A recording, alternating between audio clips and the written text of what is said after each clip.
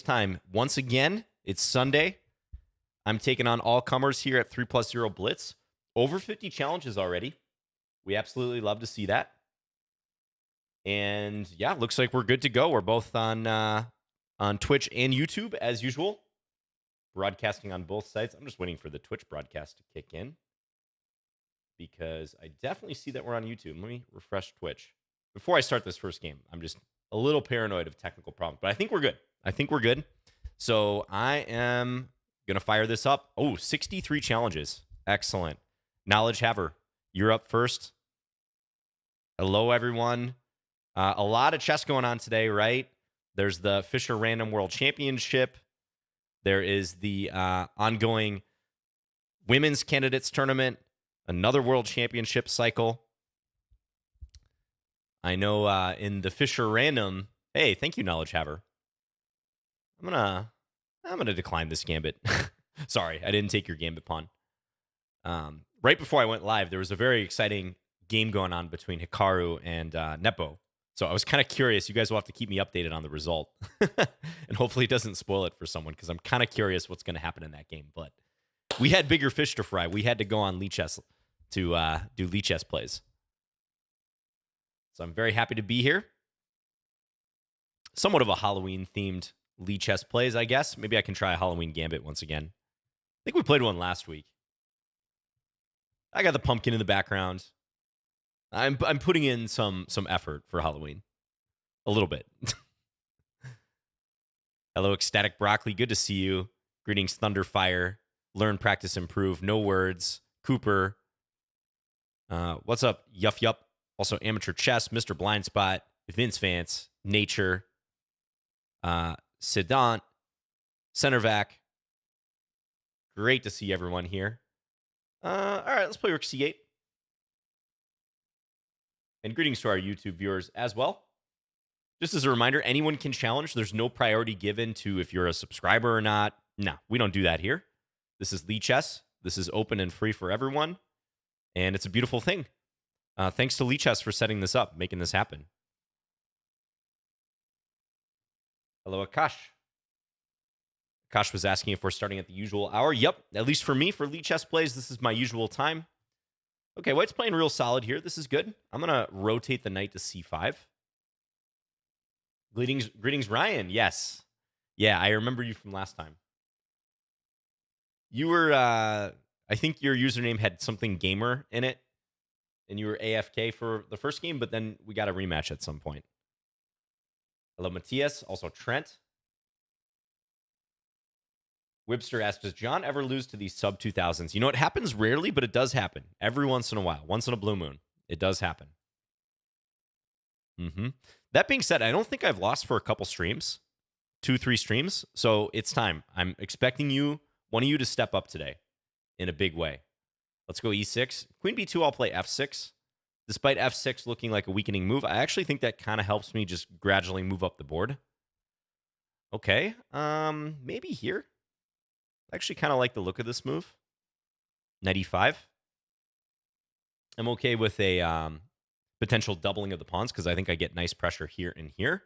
This actually happens fairly frequently in the Sicilian, that black may take those on. Ooh, knight g4. Okay. I missed that move. I got to be a little careful. I guess I could try to trade stuff off on d3, but I don't know. I think f6 might be a better move. The queen is going to land here, so as long as I can retreat, I should be all right. Let's play f6, guard the e5 square, anticipating queen h6, king g8. Hello, Leave as well. What's up, Lopare?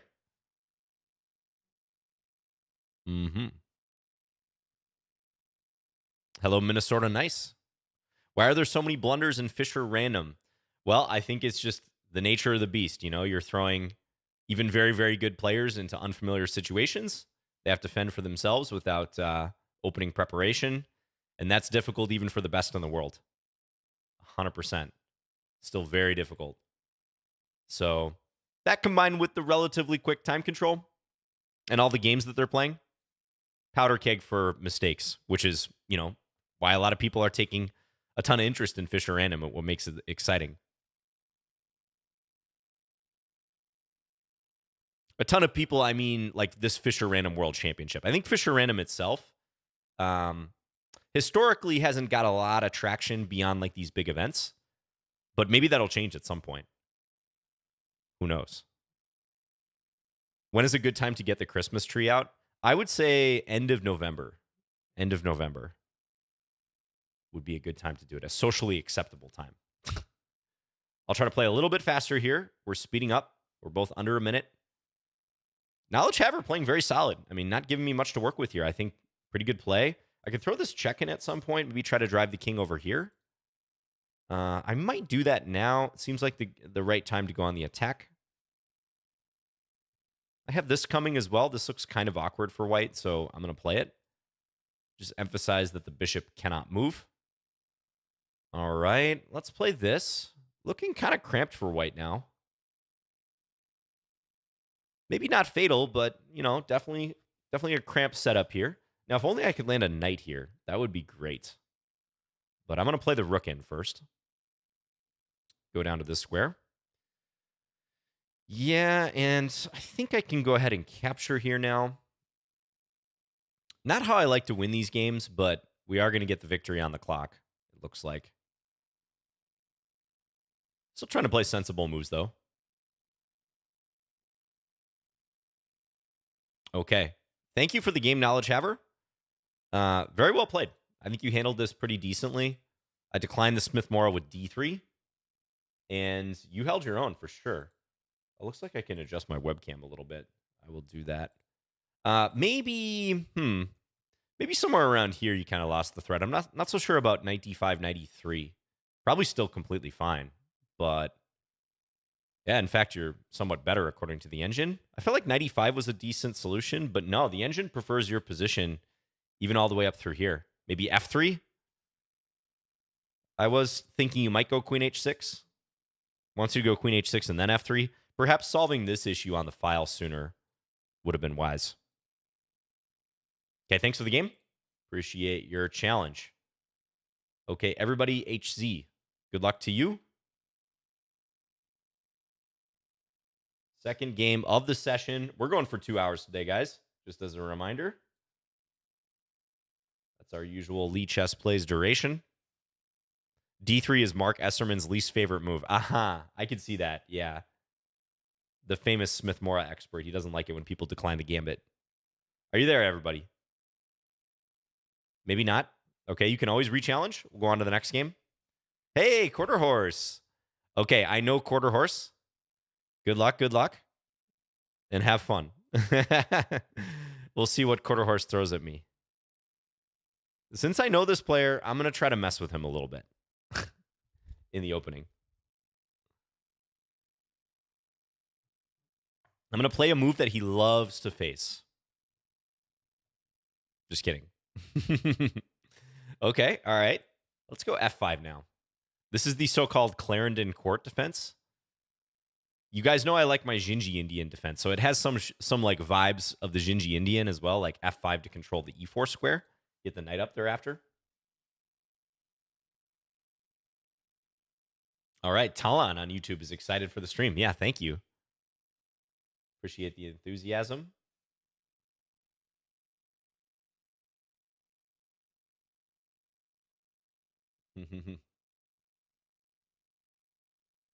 Ganesh says a 1600 rated player on Chess24 seems tougher than an 1800 Lichess player.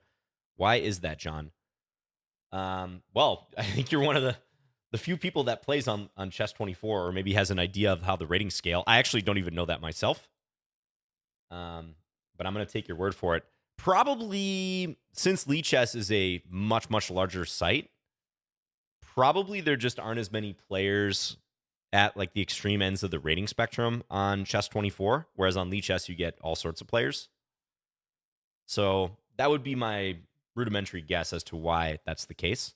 You probably have more of like the, let's call it 1200 to 1800 crowd on Chess24. Hello, Chess Warriors, the pro. We got some first-time chatters on Twitch. Good to see. Begula is rooting for the chat. Yeah, I am too. I want the chat to pull through. Give me some good games today. Come on, bring it. Let's go bishop takes d7. I'm working up to b5. I like my position here already because I think quarter horse is getting a little bit cramped. Just a bit cramped. b4, kind of a threat. The knight would have to go back to b1 at that point.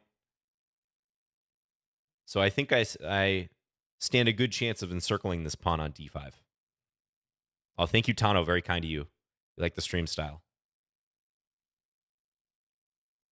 Yeah, someone might be able to confirm. We can see on the analysis afterwards because Lichess shows the opening name. But I'm pretty sure this is called the Clarendon Court defense. Pretty sure. So yeah, I'll go here. If I take this pawn, there is knight takes b4. So I'm going to hold off on that. Just castle. Just get the king to safety.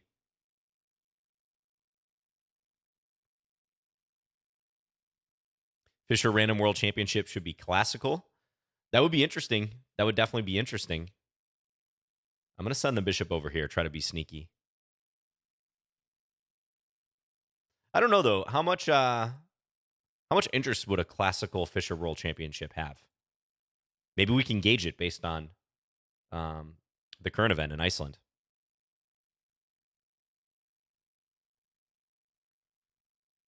I think people like to see the rapid a little more, especially when it comes to a variant.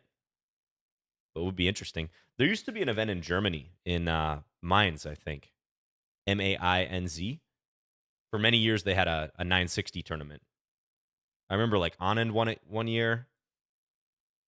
I don't know what the time control was there, though.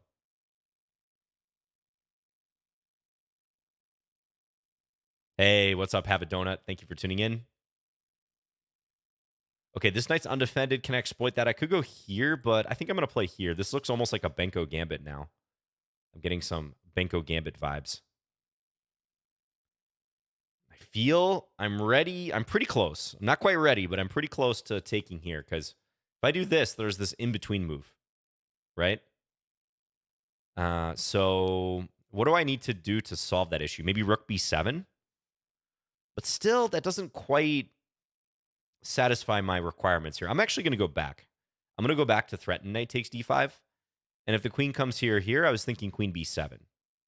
Okay, now I think I can scoop this at long last. Ecstatic Broccoli says, as a spectator, I definitely prefer rapid. Yeah, that definitely gets the excitement levels pretty high. And now we take. Quarter horse running out of time. But that was a tough position with that pawn falling on d5. Very difficult. Hello, deceased. I'm doing well. Thank you very much. Hope you're doing better than your username. Thanks for the game, Quarter Horse. Yeah, you were holding your own. Bishop d2, probably that move. Maybe you were thinking I was going to go queen a5 because you kind of quickly decided to put the bishop on f4 instead. It could have been a mouse slip. Maybe you were intending bishop f4, but I think that definitely lost you some momentum. So, yeah, I think this is one. Let's see if this is actually called Clarendon Court defense. Nope. Lichess calls it the Old Benoni Majana formation. Majana formation. Could have sworn that Clarendon Court defense was another name for this, but yeah, e4 I think is actually a pretty good move here. You can see the engine hates this defense for black. e4 gambiting a pawn. Third most popular move in the Masters database. White actually scores well with a bunch of moves here. But yeah, e4 I think is a pretty good one. Take and then knight c3 playing like this. Looks like there's a variety of ways white can continue here. Knight h3, wow. Or g4, getting real creative, looking for g5. So kind of a suspect opening, but if black settles into a middle game and the pawn on d5 is weak, then as you saw, black can be better. Thanks for the game, Quarter Horse. Appreciate it. Let's keep rolling here. Okay, Skid. We played before a couple games. Okay, I do remember that game we played. I want to say that was like a Jobava London or something. Yes, good luck. Let's play a Pirtz. D6. You did see it named Clarendon Court when you're Googling? Okay, got it. What happened in that Hikaru Nepo game, by the way? Should be done by now. Hello, Blitzkrieg, by the way. Also, John Stevenson. John Stevenson says, I've heard you say several times that it's okay to accept a first gambit, but never the second. Why is that? Well, that's just a rule of thumb I've used. Like, if someone's gambiting pawns against you, like, take the first pawn, but don't take the second pawn. I like that rule. I actually used it in that Smith-Morra game because taking the second pawn already starts to get you pretty far behind in development. I'm going to go for a center fork trick here, by the way. So if they're not recovering the pawn immediately after you take the first pawn, it could be wise to start prioritizing your development over trying to win more material so you don't fall too far behind. That said, I will say a lot of principled responses to gambits is to take the second pawn. But from a practical standpoint, I kind of like going against that wisdom sometimes because I think it makes it easier. All right, so I got the center fork trick in, and Skids didn't respond to it in the best way because this is now a pawn down position for white. And I have the bishop pair. So let's see what I can do with this. I'm thinking if the queen goes here, play knight b6 to defend this pawn. Probably play this anyways. Just a nice little square. Helps control d5 as well. a5 I think is reasonable here, but I'm actually going to play knight d5. I don't see why not. Let's try to blockade with the queen a little bit on this central square. Oh, that game is still going. Oh, man. Let's scoop another pawn. Why not? Wow. Hikaru and Nepo going the distance. I think the difference between first and second place, aside from the title of Fischer Random World Champion, is about I want to say it's like 70,000 USD, $70,000. So they're competing for some pretty big money. I could go here. If I go here, take, bishop takes c7. There's also this move. Yeah, maybe I'll go here. Knight h5. Voluntarily put the knight on the edge of the board. And then f6. So I'm making a couple like ugly moves, but being up 2 pawns, I feel I have the liberty to do this. And I'm going to get this bishop. Bishop's going to have to come back here. We'll just take it. And I think we're loving life here. I think this is an awesome position. Let's play c6.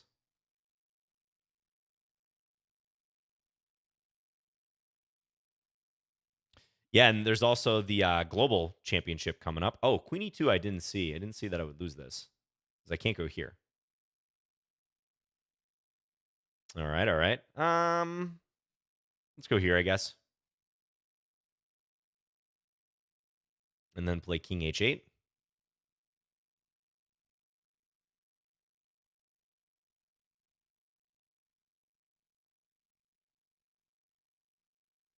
Webster says, because when you accept a sound gambit, the other player gets compensation. But if you accept a sound second gambit, the opponent gets too much compensation. Yeah, that's kind of the rough reasoning, if you want to think about it that way. It's like you banked 1 pawn. Your opponent may or may not get it back. Possibly it's like a pure gambit and they won't get it back. But you're not fixated on trying to keep that material advantage. You're willing to return it. I'm going to take here just so this bishop's not a little bit loose. I was defending it with my queen, but if this was threatened, could make things a little annoying. I'm not a big fan of how I'm playing this position right now, guys. I think I could have done better here, but it should be okay. Let's go here. This formation looks a little odd. The inverted bathtub formation. It's definitely restricting my bishop. I probably need to play f5 soon. Yeah, this is a good move. Now I probably go here, I'm thinking. I got to step out of this. This is leading to trouble for me. So queen c7, just sidestep the pressure down the d file. John, what is your phone number? That's a great request there. Okay, check. I think my opponent missed this move. This is a disruptive check, because now white has to go knight d4, which you really hate to play here. If I had more time... I actually can win the knight. No, maybe not. e5, there's en passant. Let's take with the pawn. Rook takes d5 was also good there, too. Time is getting low, so I'm trying to be conscious of that, but I'm looking to go e5. Yeah, this doesn't strictly win material for me, I guess. or win the knight, I should say. But we're up a couple pawns. Just got to make sure we don't flag at this point. That's the primary goal. Even if I lose a7, let's just roll these center pawns. Just roll them.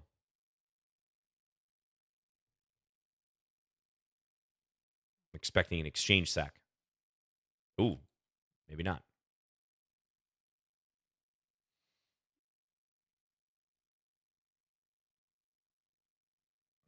Can I mate skid? Check, check, check, check. I don't see the mate. I'm going to go here. Cut off the king.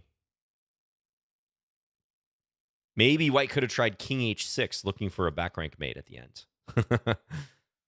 Yes, thanks to the game skid. GG. So the way that you played this is fine. This is the Austrian attack. This is a good line against the Pirts. Getting 3 pawns up here. It gives white more leverage when you play e5. You can really lean into that center push. It's nice to have that support from the side. I talk about that a lot in my videos. But you don't want to put your bishop on c4 in this line. So they either play e5 directly or bishop d3.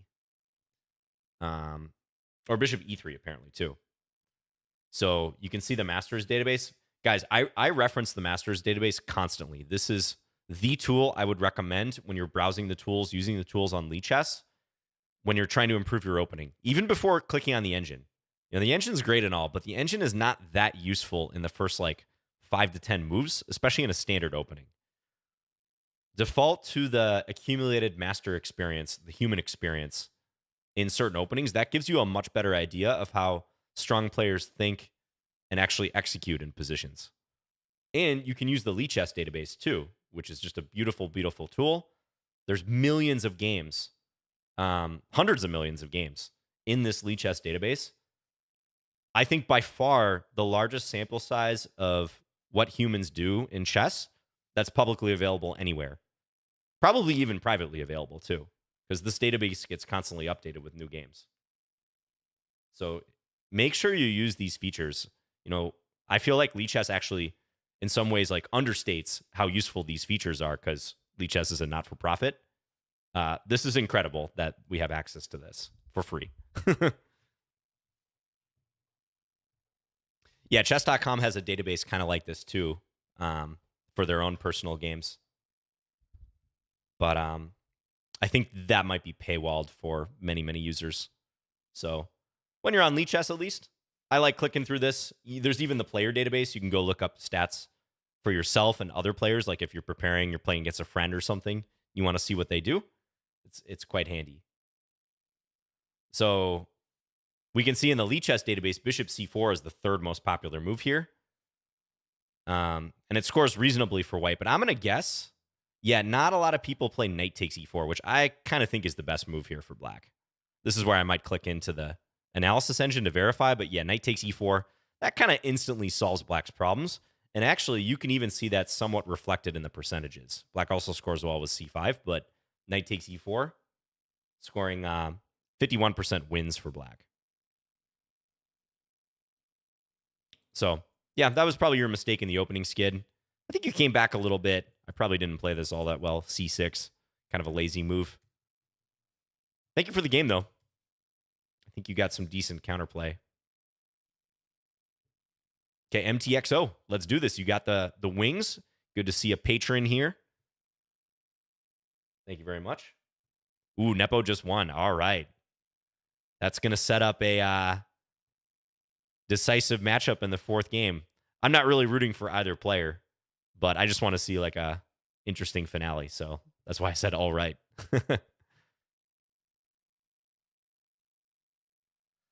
But yeah, Hikaru's form has been pretty incredible. I mean, that match he played against Abusatarov, he just dominated. Jobava London here from MTXO. I'm going to stop knight b5. I know I'm not watching. I'm going to have to watch the VOD once we wrap Lichess plays.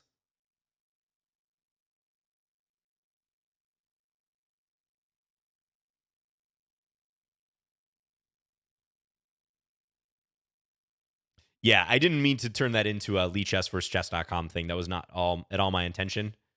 I just wanted to highlight some of the features that I personally think are incredibly useful for any serious player and even non-serious players. that we're very, very lucky to have free and built into this awesome website. For most people, you should use both sites if you're so inclined.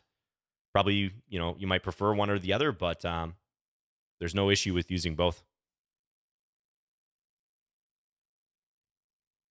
I've never seen anyone use that telephone button on Lichess. Yeah, I've never clicked the telephone button either, the voice chat. I'm kind of scared to use it. I'm kind of scared. I think I was in too many lobbies for like Counter-Strike as a kid. Click it, John. Click the button. Do it for the memes. Use it. It's fun. Okay, I'll try it off stream. How about this? I'll try it on my own this coming week. Oh, this could open up a can of worms. It would be kind of fun to like voice chat with some viewers, but I feel like that's probably not a good idea. We might have to have like a few minutes delay in that case to screen the calls. Let's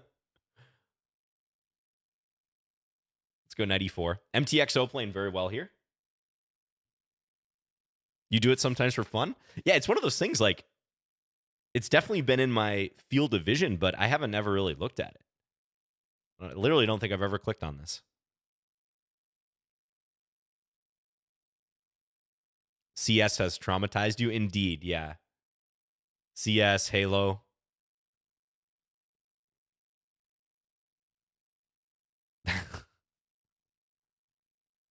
Oh, this is the first time you're seeing it, Nature? Interesting. I've thought about using it in my lessons sometimes because I teach a lot using the Lichess study tool, and it's present there too. But usually I'm communicating with the students through, Skype or Zoom or Google Meet or something. So it's usually unnecessary. But you could, I think, have an all-in-one platform. But again, I gotta look into it because I just haven't used it. It's how they contact you about your extended warranty. This might be a bad idea, by the way, what I'm doing.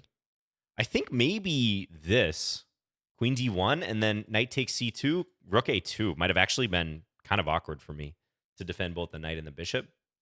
Now I think I'm pretty clean to play this move. Is it really voice chat? Do both users have to click on it? I would imagine so, yeah. Maybe like if you click on it, there's a notification that your opponent wants to connect via voice chat, and then you can like decide if you want to accept that or not. That would be my guess as to how it works. Thank you, Varksovich. Says greetings from Chile. Thank you very much. I really want to visit Chile sometime. Seems like a beautiful country. Press it now, John. You guys really want me to press this, the button.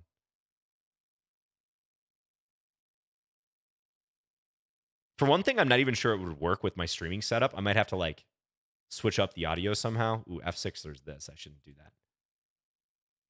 Also, I don't want to put anyone on the spot,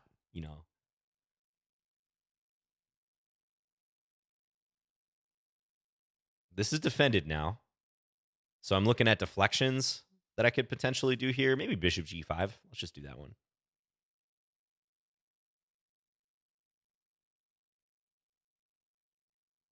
Dark Tiger says, I think the voice chat is spectator only. I pressed it before and it simply connected with a pop-up. Yeah, I'll do a little research into that. Thank you, MTXO. Resigned, I was going to take the queen. You're kind of still afloat here if you play queen e3, save the queen and defend the knight, but it was sliding downhill. Let's see if queen d1 was available for MTXO, because I don't know. I felt like this was a little greedy on my part. I took the first pawn, but maybe I shouldn't take the second pawn, which is the c2 pawn. Maybe I should have followed my own advice, but let's see.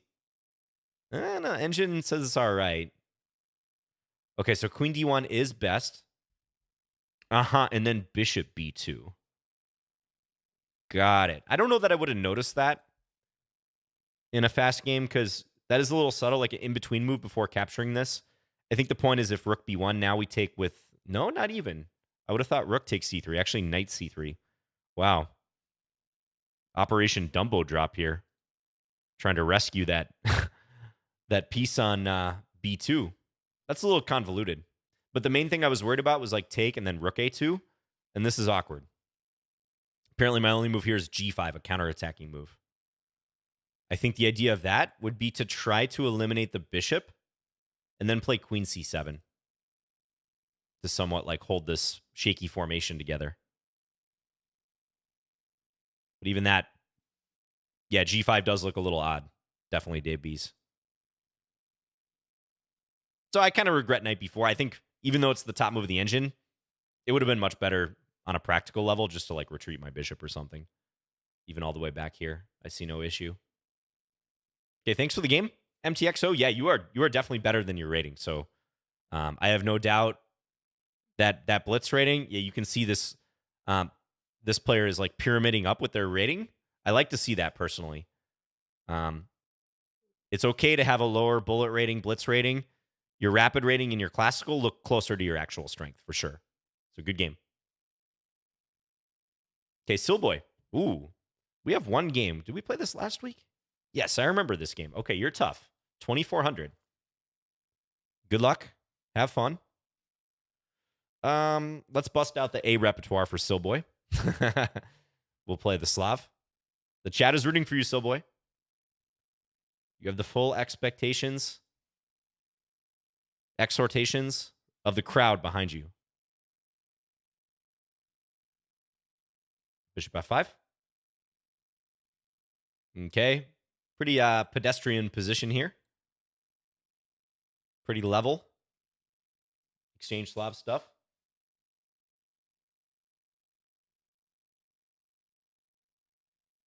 Oh, people on YouTube are debating the chat feature, the call feature. Hello, Julian. Says greetings from Belgium. Thank you very much. Appreciate you tuning in. Thanks to everyone around the world for tuning in. It would be really cool. You guys know how in some streams they have like the world map that shows like where all the viewers are from? It would be cool to like aggregate that between Twitch and YouTube. I don't think that's really possible. We could probably do it on Twitch. I don't think we could do it on YouTube. But we have such an international community on Lichess. It's really cool. It's one of my favorite things about chess in general is how international our game is. So appreciate everyone tuning in. So I'm trying to angle for this square. I could drop the knight in right away. Yeah, let's do it actually, because it puts some pressure on b2. I think I might be able to incite a trade here. I'll pre-move the rook capture because I think the chances that Silboy takes with the queen are exceedingly low. When pawn takes c4 would be the better recapture. Oh, very nice. People mentioning where they're tuning in from. Brazil, South Africa, Egypt, Ukraine, Oregon. Let's go back. Now, I'm not working with much here, but I do have some slight pressure on a3. White maybe has compromised these a little bit. It's really not much, but I could perhaps see some problems for white in the future. Maybe I should have gone rook c6. That might have just been a better move. Okay, b4, I feel like is a step in the wrong direction. You know why? Because it gives me the c4 square to work with again, and I'm going to use that as a hinge. I'm going to play rook c4 and then rook coming over to c8. We're going to use this to swing our pieces into action. It's an outpost. It's an outpost. Switzerland, Holland, Canada, Czech Republic, England. Very good. Thank you, guys. Let's go here. All right, so I think white's going to try to trade everything. Now, this is always a tough call. Like, do I take with the rook or the pawn? Let's take with the rook for now. Almost certainly white's going to play rook c1. And now I'm going to go b5. I'm trying to take this way. And now we might have somewhat of a standoff on the c file because white knows that I'm up to that. I'd rather keep my pawn on d5 just to restrain like e4 from happening in the future. I feel like it'll be easier to attack this. Probably the main thing I have going in my favor is this time edge on Silboy. So the position's somewhat better, but I think the time edge is even greater of an advantage relatively speaking. All right, let's just go here. I'm okay with waiting. Because if white spends too long trying to make some, somewhat normal decisions, then it's going to catch up with them fast. Let's attack this. Hello, Pete Nader. Okay, takes. Now let's take here. Take. Can I take? Okay, now I think I can win this pawn. I don't think there's anything stopping me from doing that. Okay, up a pawn. Still have a dangerous C pawn. It's isolated, but it's pretty useful nonetheless. All right, I guess I'll just take queen d5. Pressure this next. Maybe like here. There's also f6 if I need it. Let's just not blunder. Mate on g7. How about that? I think I can play this. Yeah, I think I can do that. This queen takes e5 is a threat. But there's no check down here. So take. I'd have to retreat. All right. I'll believe that. I buy it. There. Now f6. Again, don't get mated. Okay, finally I can win this pawn with check. Now here, okay, I could trade queens. Is that a win, though? Take, queen e5, because white's running with the outside pawns. I don't think it's actually a win. So you know what I'm going to do? I'm going to go here.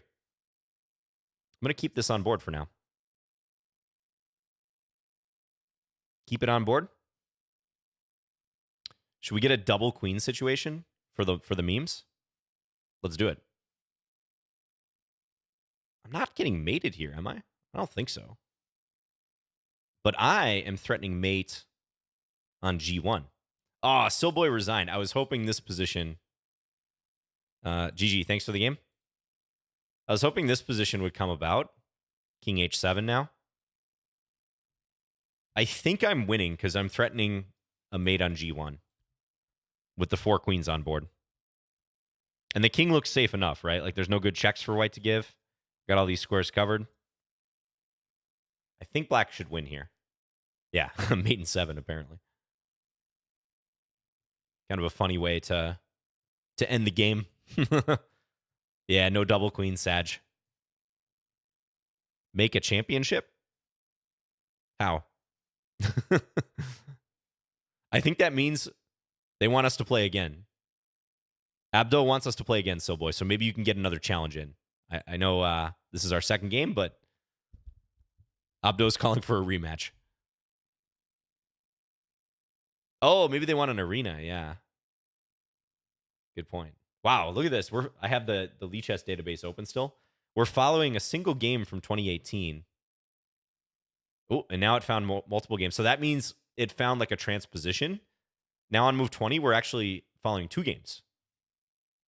I played the move b5 here. That's the first unique position. Interesting. Okay, thanks for the game. Yeah, I think you probably started to drift. Maybe with b4 in particular. I feel like it's still pretty level up through about here. Maybe a smidgen better for black, but not much. Didn't like b4, though, because it weakens c4. Thanks again. On to the next game. City Cowboy, good luck to you. Let's play... Let's play a bird. Haven't played a bird for a long time, so let's do it.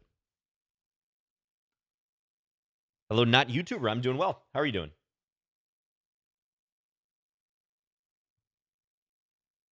I got a workout on this morning. I'm hydrated. I'm drinking some coffee. Hanging out with you guys. I'm good. Oh, thank you, Red Card Run. Now, the plan here is usually queen e1 and e4. So let's go ahead and make this advance. Pre-move the trade. Why not? It's a free pre-move. Simon Williams will be proud. Yes, moving Freddie the f-pawn.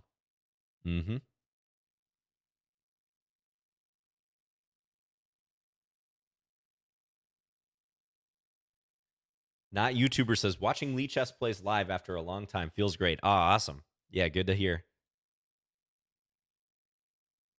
We've been doing this for quite a while. I'd say, I don't know. If I had to guess when my first Lichess Plays stream was, it's probably been about a year and a half now. So, yeah, it's become part of my routine for sure. And other streamers do Lichess plays. You guys might know Sabina Feuser. She does Lichess plays as well as a regular, not even guest, host, I guess is probably the correct thing to call us. We're kind of Lichess plays hosts, I suppose.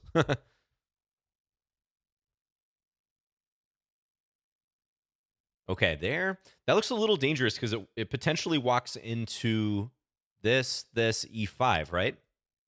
Then knight d5, and then c4. The only thing standing in the way of me winning a piece is the fact that black has en croissant, aka en passant. That being said, I could still try that and see what happens when we get to that position.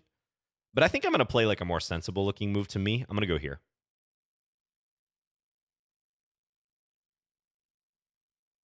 Now I am actually threatening e5, because if knight d5, c4 would work at this point. That would actually be a pin. Okay, so wise move. City Cowboy decides to step back. I like it. I think that's wise. I'm still going to go e5, grab the space. Maybe now, f5 is actually interesting. Let's go f5, because if take, we take here. So maybe I can start leaning on black a little bit. John, in terms of Scandies, queen d8, queen a5, queen d6, knight f6, what are your thoughts on their relative theoretical standing? Rank them best to worst, maybe. Ooh, that's very difficult. That's very difficult to rank them. I will tell you what my preferences are. Like, I've always played the queen a5 and queen d8 versions. I've played knight f6 a bit. Those are more gambity lines. I think that plays less like a typical Scandinavian where you recapture the pawn right away and more like a Alekine's defense sometimes. I think, I'll put it this way. I think of those 4 moves you gave, possibly the strongest move theoretically is queen d6. Queen d6 on move 3. So this is referring to the position after e4, d5, e takes d5, queen takes d5, knight c3. And then playing queen d6 as one of the queen moves. Now, I've never played that one in any serious way because it's very complicated. It's quite a confusing line, but it's pretty legit. Also, I saw Magnus playing it recently. I'm going to sack a pawn here just to open things up. Magnus dabbles in it. It's far more confusing than queen a5 or queen d8, but possibly theoretically stronger. And I would bet it's theoretically stronger than knight f6 as well. It's actually something I want to study in the future. But I got to work up to it. Could capture this pawn. I guess I will. Why not?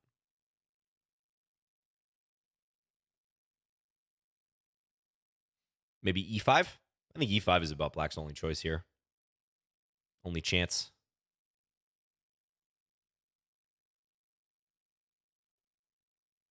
I never know how to play against queen b6. Well, that move would be illegal because queens don't move like knights last time I checked. Queen d5 to b6. But you probably meant queen d6. S. Wilson. So yeah, that's kind of what I mean. Like, a lot of players don't prepare for that one. You need to play queen c6. Ah, yes, the clearly superior queen c6. Allowing bishop b5.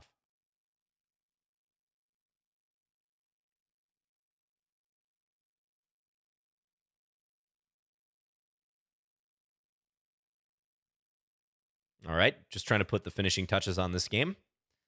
Can I take here? I think so. I think so. City Cowboy resigns, though. Thank you for the game. So, yeah, tactical error by you when I played f5. Lost the defense of the knight on d5. This position looks kind of difficult, though. Not going to lie, because f6 is looming. It's uncomfortable for black, for sure. You might be okay, but I think it's a little uncomfortable. About +1. So perhaps this whole queen b6 idea is not the best. The engine's proposing expansion ideas, rook b8. Putting the queen in front of the pawn like that, maybe you had c4 in mind. Probably not a huge deal, but I feel like that kind of sent you off on the wrong path. And then queen c6, potentially lining yourself up for trouble on this diagonal. Oh, I actually got the move order wrong. I should have played this right away. That's instructive. You guys know how I was mentioning this I didn't want to go for because at the end, c4 is met by d takes c3. It's a classic like change the move order situation. I ended up playing c3 in the game, but the engine, which is so good at tactics, like instantly points out, John, you could have played this move. And in all variations, I'm going to win a piece. Yes, move order. That's right, Tien Khan. I harp on this constantly, so I should have seen this. If knight takes knight in between move, I take here, right? Here, and then c4, I get this desired pin. And if knight d5, we're not taking, we're playing c4 yet again. And black's going to have to pay the piper on the diagonal, right? Because if this knight moves, take, discovery. And if here, we can again take. So always, always, always think about changing the move order. I should have seen that one. I didn't see it. Instructive mistake for me. Hello, Bakuz, by the way. Thanks again, City Cowboy, for the game. All right. 89 challenges. Awesome. What's our viewership numbers at right now? We got over 100 watching on YouTube. Our Twitch numbers have been pretty good lately. A little bit light today, but that's okay. We've got some competition with that Fisher Random World Championship. Hallahan, are you there? Maybe AFK? All right, let's abort. Well, I mean, on a challenge per viewer ratio, that's a pretty strong metric. Blundering Noob. Oh, we have many games. This is our 12th game together. Good luck, Blundering Noob.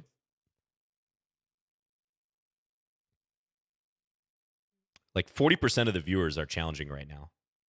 35, 40%, something like that.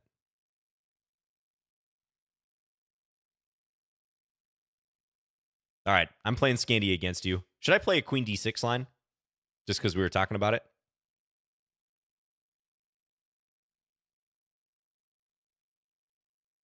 Let's do it. Let's do it. All right, a6. So often a6 is played. It's a handy move to stop knight b5.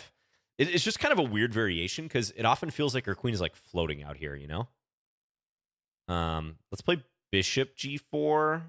Yeah, let's go bishop g4, pin the knight. Play e6 next. Knight c6. There are elements like kind of similar to the queen d8 Scandinavian, or sorry, the queen a5 Scandinavian. So one thing I've been doing in the queen a5 lines a lot is playing specifically knight out to c6. So, all right, I can work with this. Let's castle this direction now. I think this is all right. Hey, and this is working like a charm. I'm going to pick off a pawn here. We remove the defense of the pawn on d4. That paired really well with castling long. You play knight b5 right away after queen d6. I've seen that a few times. Yeah, like drive the queen back to d8. Got it. Blundering Noob has some ridiculous luck. The pairing algorithm has definitely smiled on Blundering Noob for whatever reason. Yeah.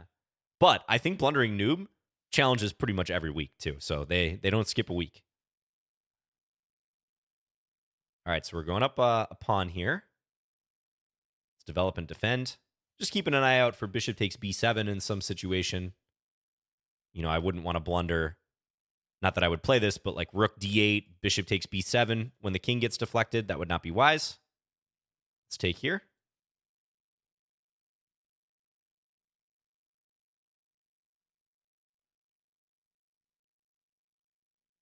Oh, nice. You watched Sabina's stream as well. Not YouTuber. Very nice. Thank you, Ryan, for your kind words, by the way. All right, let's go here.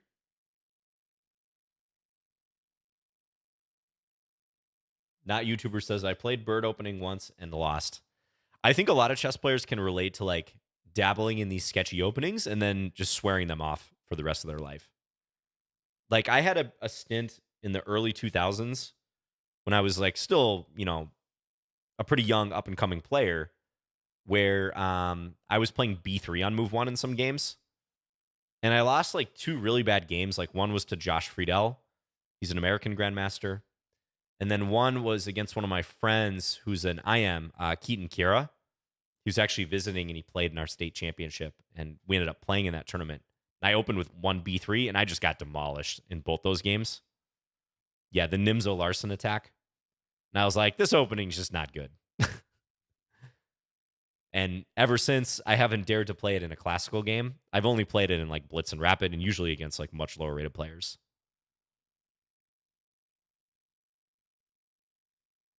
Some people can play those flank openings successfully. I think it takes like a certain type of player to do that, who can consistently play flank openings well. It's hard though. I mean, chess is very much about the center. It's hard to play when you're giving up the center consistently. You even see this in 960. There's actually a post on Reddit recently analyzing the theoretically best moves in 960. So analyzing all 960 of the positions and reporting like what is the best first move to play in those positions, all of them. And it wasn't like really that different from normal chess in terms of the top couple. You guys could guess them. Let's play F5 here. Maybe a bit of a weak move because this allows F4. Guess I can go back here if needed, but I'm really going for a massive space gain here. Just pushing all the pawns. White is waiting. Should I bring the king up? Sure, why not? Bring the king up a little bit. B5, or B4, rather. Let's go here. Really squeeze blundering noob. I'm looking for Sukswang type ideas.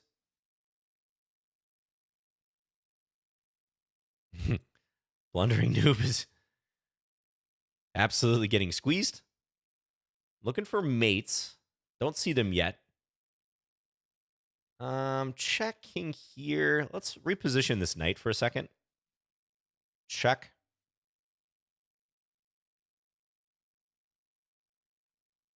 Backs off. If king e3, I was still going to play knight f4 because of mating ideas. Let's go here. And then I was going to go here and here next. Well, I guess maybe my king should be here, so there's no trouble. But all right, thanks for the game. Gotta go. Yeah, thanks, blundering noob. Probably some sloppy technique on my part. I think I really took my time in converting that. But this shows you like one redeeming aspect of the queen d6 line is that you do have this pressure on d4. So the way the game developed, yeah, I think blundering noob had to think a little more critically about how he was going to pressure that pawn and win it. Even at this stage, though, look at this. Knight b5 is playable here. I don't know if anyone thought about that. Very interesting move to attack the queen, defend d4, try to induce this, but I think the engine's saying, hey, you might not want to get involved in this, John, because the rook is coming down to a8. I was talking about this on stream, but do you guys know this game? You can find it on YouTube between the Brazilian Grandmaster Supi, El Supi, and Magnus. Magnus was playing on chess.com, and he played, I think it was a queen d8, queen d6 Scandinavian against Supi, and Supi got some attack like this against him on the queen side with the famous queen c6 move in that game, the queen sack. Supi is a beast. The game is famous in Brazil. I can imagine that. Yeah, he does seem like a beast. So that's kind of reminiscent of that. But a hard move to play for white. I mean, not many people are going to think to play knight b5 in this position. That's tough. Apparently, black shouldn't even take it. Queen d7. That did get a great reaction from Magnus. Absolutely. He gave Supi his props. He was like, wow. He was impressed. Okay, thanks for the game. And Penguin, you're up next, 16-18. Good luck to you. We still haven't had a truly challenging game for me yet this stream. Just saying. You guys need to step it up a little bit. Just a little push for you guys. Let's go here. Not Penguin GM? No, apparently not Penguin GM. Then I would really have my work cut out for me. I'm playing like a classical Dutch. Maybe I should have gone bishop b4, but this is completely playable too. Okay, I'll go for the fianchetto of this. Fianchetto this light square bishop. Now, a typical kind of thing you got to watch out for here is if I play d6, I have to be vigilant about knight g5.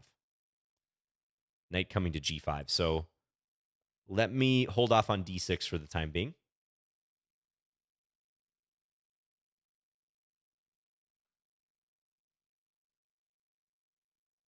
Ryan on YouTube wants me to guess his age. I don't think I'm going to do that.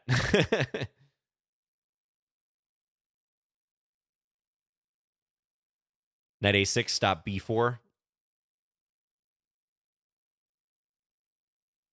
Queen e8. So this is often a prelude for d6, so that if the knight jumps up, you can play bishop d8 to guard this square. I guess I had queen d7, but I don't know. Somehow that feels just kind of loose, so I feel better with queen e8. Also, queen e8 can be useful in trying to set up this. You know what I should do here? Okay, what are the chances that Penguin leaps at the opportunity to play knight e5 and I mate Penguin on g2? That is a typical thing someone would overlook here.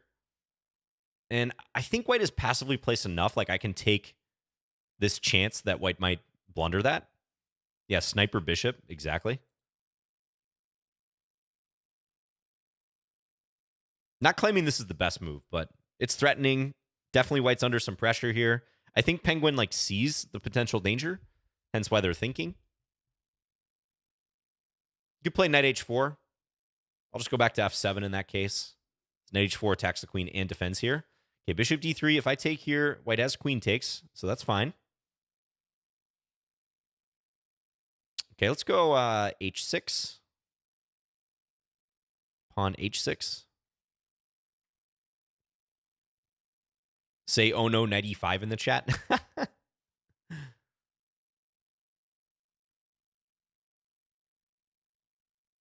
Hey, Hackler. No, I have not seen that YouTube video yet. No, I have not. I'm sorry. I'm failing you. Okay, queen e2. Might be time to do something like this. Right? Let's do that. I think this is a pretty good way to play. It kind of blocks the bishop, though. That's my only misgiving about this move, but it feels correct. I want to stop white from playing e4 at some point. I also have to be a little cognizant of the pressure here. If I were to move my rook, let's say, maybe c5 could take advantage. Oh, and now knight e5. But wait, there's more. Can't I take here? Because knight takes g6, I take the queen with check, and I'm going to be up a piece when all is said and done because I can move this rook and defend. I'm a genius. Let's do it. And if white takes back, then we get the proverbial checkmate on g2.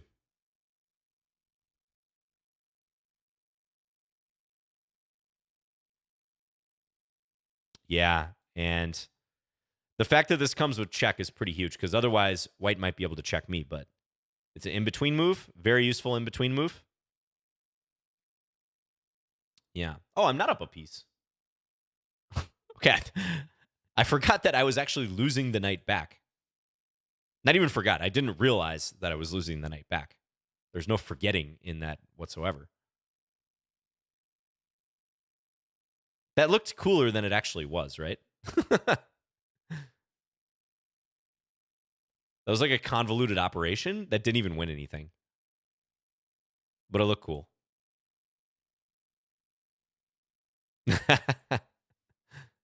I was like counting the material. I was like, wait, 1, 2, 3? 1, 2, 3? Where's my extra piece? Classic. All right, let's go here. Now, this knight might be a little offsides. I think knight d5, I can bring this knight in, threaten knight d3, or perhaps knight b3. Still looking a little bit better for me, but nothing too bad right now. But after knight d3 now, white's going to lose material. I'm going to take this one because I don't even think this rook is all that good. I'm going to go after the pawns. Try to take a bunch of pawns here. A bushel of pawns. That should be an official metric. If you guys were to rename like a set of pawns, what would you call it? A school of pawns? A flock? Give me your best descriptor for it.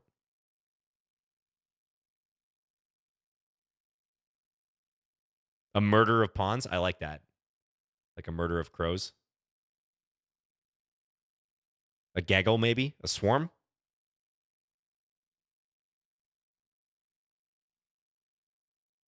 There's some really like interesting ones that in English like animals are called by. Ooh, penguin is pre-moving. Pretty fast, but a little too late. Thanks for the game, Penguin. So you defended against my threats pretty well. You defended against those threats. I pulled off what I thought was a brilliant combination, but in fact it wasn't. Guys, could I have changed up the move order? Take, then take? Nah, but then let's look at this one. This is flashy. Take, right? Maybe it would work. Does Queen F3 change anything? Queen F3? Take. King takes and the knight is like almost trapped, but I can come back here or here. If Queen takes G2 is the best move, that would be kind of funny. Yes. That was the way to do it. I was trying to unleash the discovery first, but Queen takes G2. I had a prime opportunity to take that pawn in front of the king. That is a cool move.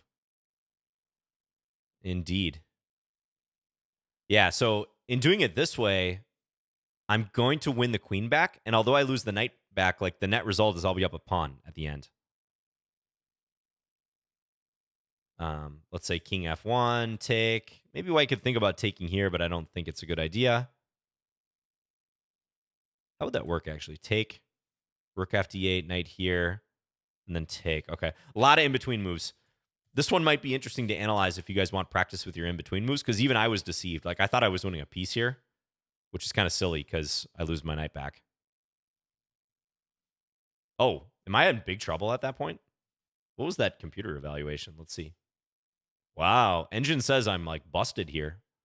-2.5. It wants Penguin to take the bishop and then play b4 and unleash the queenside pawns with the help of the bishops. So that was a pretty big mistake on my part, not recognizing what was going on tactically. Yet another move order thing, guys. So that was the move. All right, thanks for the game. Appreciate it, Penguin. Very instructive, even for me. Dantham, you're up next. Good luck. 1656.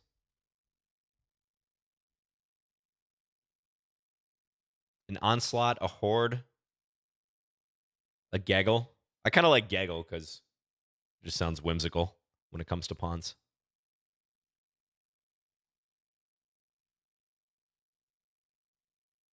There's one I heard recently that was really funny. Let me see if I can Google it. Speaking of penguins, a rookery. A rookery. A group of penguins in English is called a rookery. Potentially a colony. So that was actually quite appropriate based on my opponent's username.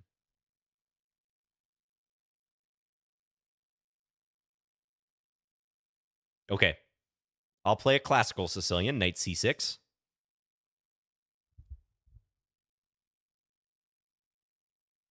Dantham, Dave Bees is rooting for you. Let's go knight g4. This move has the potential to confuse White. White can easily run into problems here. Beware a queen takes f2 pre-move in the near future. If you're Dantham.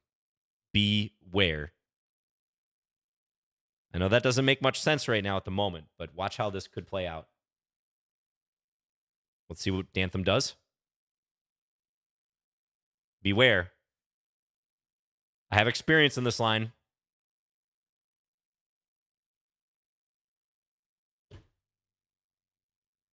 I tried to warn him.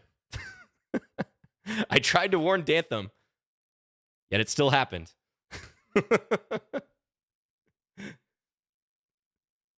I'm sorry, Dantham. I don't mean to stunt on you, but that's the only way you guys learn sometimes. You got to watch the long-range diagonal moves towards the king. I've had this exact game before. Let me see. Might even be possible to find it in my player database. Fins. All set. Fins as black. Yeah, I've had this position a few times. I guess not queen takes f2, the database not picking up. But now it will, unfortunately for our friend Dantham here. Good guy not stream sniping? Yeah, exactly. Yeah, so that does indicate white was not stream sniping. But that's what you got to watch out for in this line. So in the Sicilian, bishop e3 is often played against many of the variations like Najdorf, Dragon, it's a big line, Scheveningen.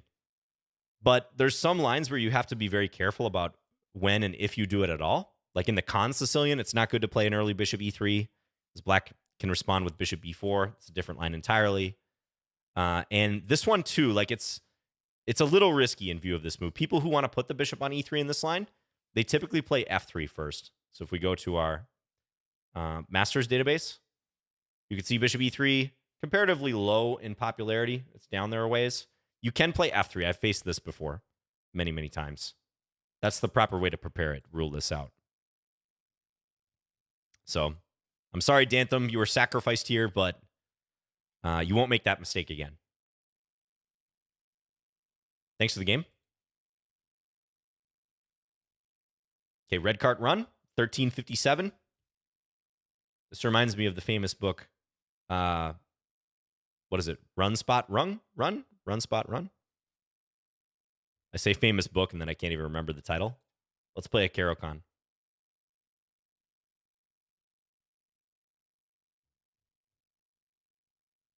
Run, Forest, run. Okay, I usually play f5 here, but I'm going to play the main move here. Bishop f5.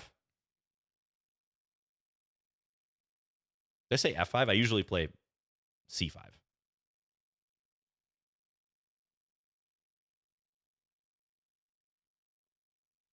Dantham is proudly in your database now. Indeed. Indeed. Poor Dantham. You can always re-challenge, though, Dantham.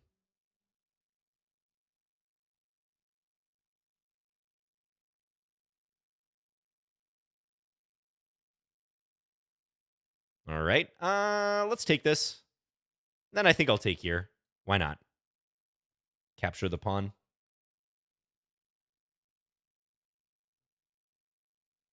Do you use Lichess tool for prep against a specific player? Yes, you can. You can absolutely do that. It's a good tool to use. Especially if that player plays a lot on Lichess, probably wise. Because it tracks the Lichess games, just to be clear. So when you see someone click the player database, it's showing all the games that they played on Lichess from specific positions. I think it filters out some games based on the length and the time control, but I could be wrong.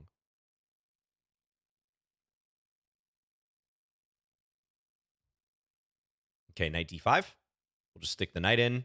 Arguably, I could have sent this knight to f5 and reserved d5 for this knight, but I think this is a pretty decent way to do it.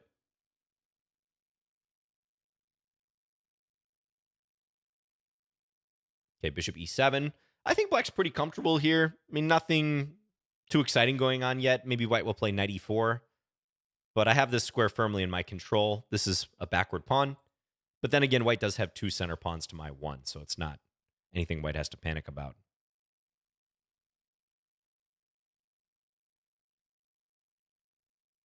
Hey, quarter horse.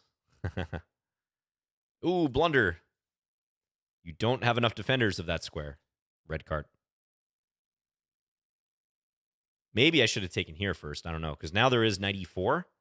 Knight e4, knight d6.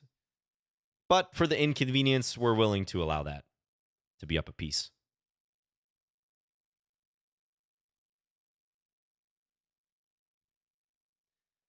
Why do people take the knight in that position? Is it a common idea in other Sicilian lines? Or do some people just miss mate in one? Well, in that instance, certainly white missed mate in one.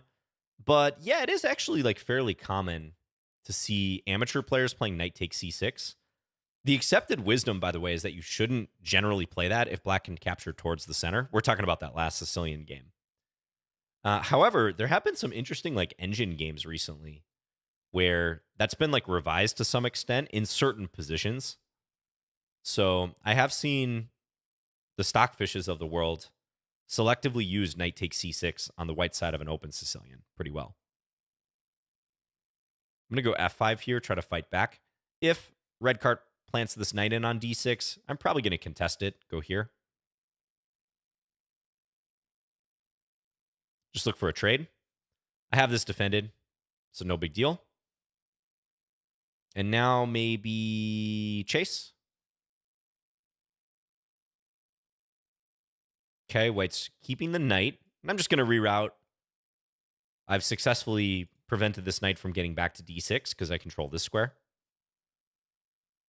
And white has no time to boot. Okay, thanks for the game, red card. GG. Yeah, just a counting error there, I think. Didn't realize that I had two defenders here, probably. Only one, or two attackers, rather, and you have just one defender. I think if you go knight e4 here, this is still anyone's game. Very much a game. Engine says you're slightly better. Yeah, I actually think probably the way that I arranged my knights was not the best.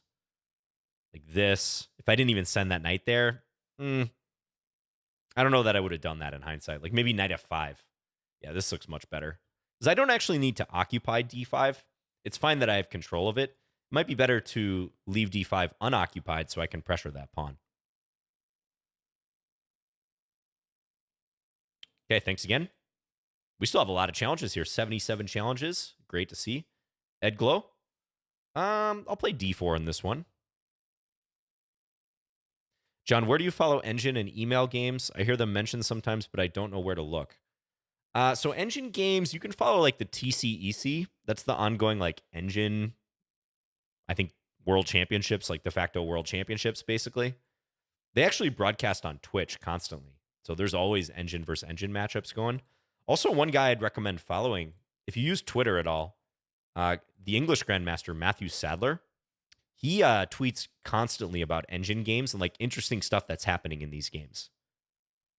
So I actually get the majority, like that knight takes c6 thing in the Sicilian. I only learned of that because I was following his Twitter when he mentioned that. For email games, that's harder. I mean, you might honestly just want to buy a database of correspondence games if you're really into that. Email correspondence. Most people like don't pay attention to those games, but they do tend to produce some incredibly accurate chess because it's like Engine chess on steroids. I'm personally not a fan of correspondence from like a competitive standpoint. I think it's kind of silly because there's very little human input. It's just like who's running on better hardware and how deep are you going in the positions with the engines. But as a result, the games are extremely high quality. So they might be worth paying attention to every once in a while. But, you know, there are sites where you can download and correspondence games, but they're a little harder to find for sure. I think I'm just going to castle here. Well, I don't know. Maybe I should defend this pawn. I'm worried about knight d4 a little bit. All right, I'm going to go bishop f4. We'll do this.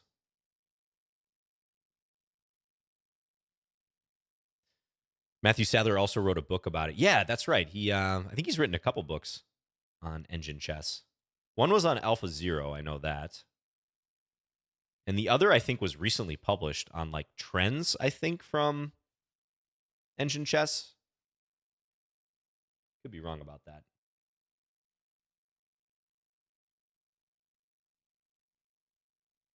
Oh, you guys like the Caro, huh? Caro's pretty solid.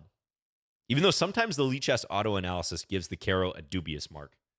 Fun fact that we discovered. All right, so black is not going knight d4, so I'm catching up in development here. If knight d4 is played here, I'm probably going to castle queenside. I'm up 2 pawns. Just kind of chilling in the center. All right, back rank alert.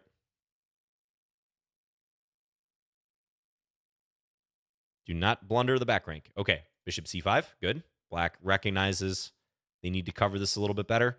I feel like this move is probably the way to go here. I'm not going to worry about f2. We're not going to lose sleep over that. I think the kinetic energy I have here with my pieces more than outweighs this measly little pawn.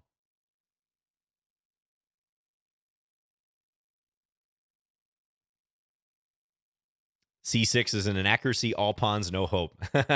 Nice Queen's Gambit reference. Yes, potential energy. Sorry. Potential energy.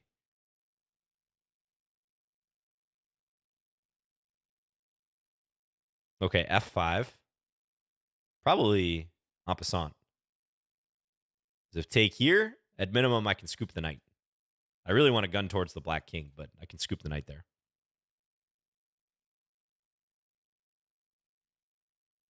Ooh. Okay. Should I insert this before capturing? Kind of looks like a free move. But then again, nah, yeah, that has to be strong. We'll take. Because this knight's going to be undefended too.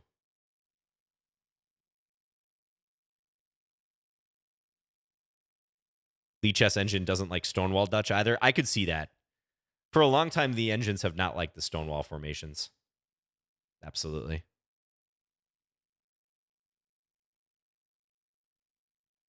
I mean, Stockfish doesn't like the Scandi. It doesn't like Alekine's defense.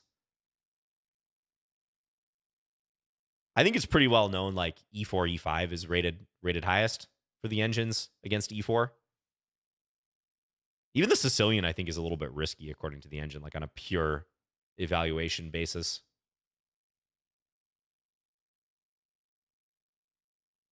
Not that black is losing by any means, but I think pretty clearly it prefers E4, E5, double king pawn. Okay, how can I end this elegantly? Let's go here. Said GG.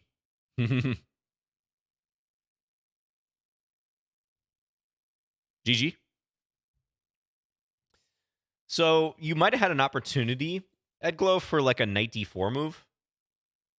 Let's check, because the way that you played this gambit was a little unusual. Typically, black does not play c5 here. I have seen that move on occasion, but I don't think it's the best.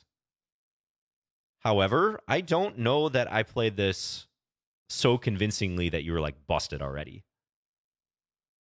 Okay, it does approve of all this. Okay, I guess this is good for white. I thought you should try your luck with this move at some point. But it did seem like I can cover everything. Bishop e4, covering this and this. And I did see knight b3 attacking my rook. But importantly, there is no like perpetual on the rook here because I control c1. So I thought I could work out of this and probably keep the extra material. So, yeah, maybe go ahead and look into the theory of this Albin Counter-Gambit a little bit because c5, not as good as playing knight c6 and quickly developing, trying to pressure here. All right. Thanks for the game. We still have a little ways to go here, folks. Thanks again, everyone, for joining. Let's play in English in this game. Justino Disho. All right. Let's play knight c3. Usually I go g3, bishop g2, but I'm going to develop the knights here. We'll go knight f3, attack this pawn. John, do they arrange for engines to play against each other just to see which ones do better? Or is that part of how they learn? I'm not really qualified to answer that so much. I think they like to, just constantly see how the engines are improving. But I don't know if they improve from playing one another. Maybe someone in the chat can answer that.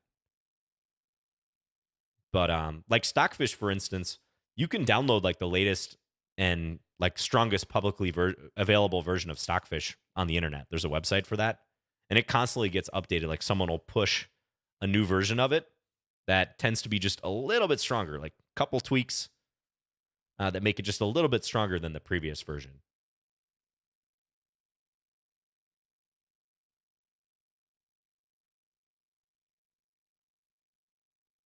Oh, Jim Gamer, someone had that question earlier. Queen d6, queen d8, queen a5, or knight f6 Scandi. I was saying queen d6 Scandi. To me, is probably the strongest, even though I don't play it. Like, I'm talking from like an absolute, if I had to bet my life on which move. I think for most people, take your pick, whichever of those four moves you want to play is fine. Queen d6 is most complicated, but I also think most reliable.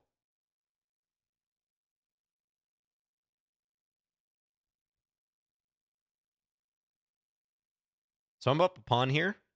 Got the knights defending each other. Just focusing on development here after.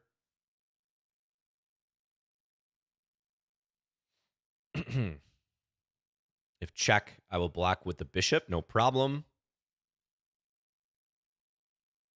Okay. You would never have guessed that this came out of a English opening, I think. I think you would have thought this was just a d4 game.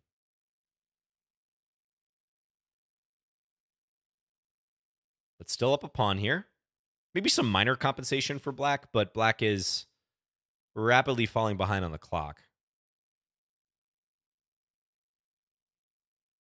Tell us the secret then, what you don't like about queen a5.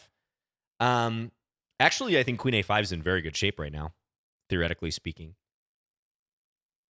So there's not a whole lot I dislike about it. I do think some of the lines after queen a5 can be a bit forcing.